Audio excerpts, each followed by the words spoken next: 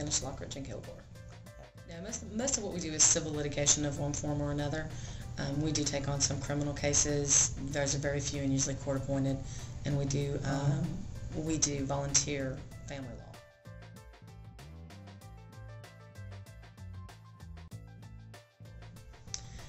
It's very interesting. Even when you do the same type of cases every day, there's always something new and something different.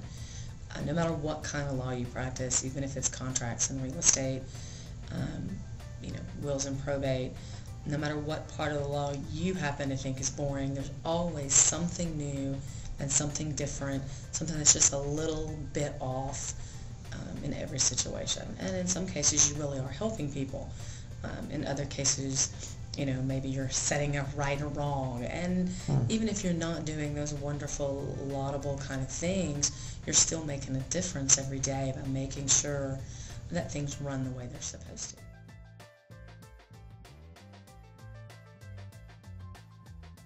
Well, the two biggest things, and one of which happened multiple years ago, was the change in the discovery rules. And now they limit the number of questions that you can ask.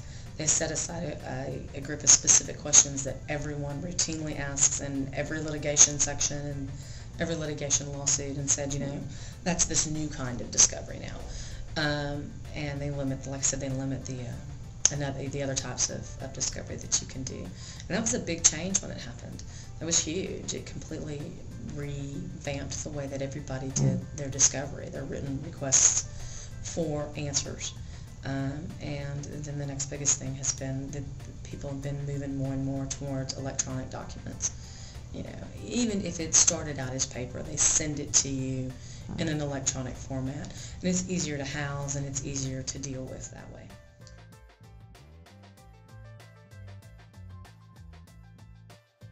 It depends on the day and it depends on the case. If you're talking about a case that has 100,000 pages, well, obviously it's easier to house those documents inside a computer than it is to house them on a shelf and go through all the papers and every single time you need something. It's obviously easier to search, but you're still dealing with, whether it's electronically or it's paper, you're still dealing with 100,000 pages of documents. And at some point, somebody still has to review those documents and figure out which of those documents actually go with your case and which of them don't.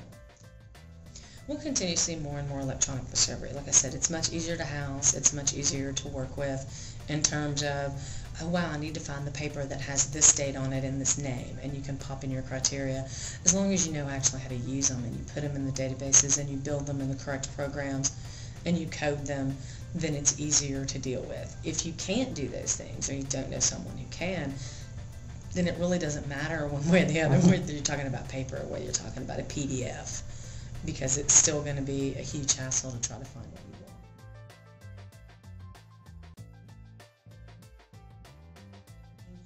want. Well, electronic filing is the next biggest thing, and being able to electronically access the clerk's documents online.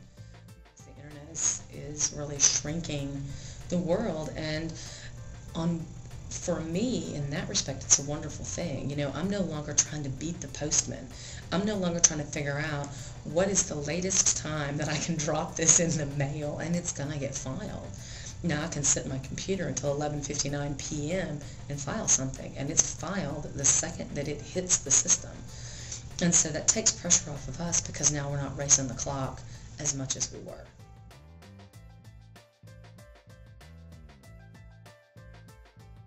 The biggest thing is to find out how technology is going to help you, because that really is how we're moving.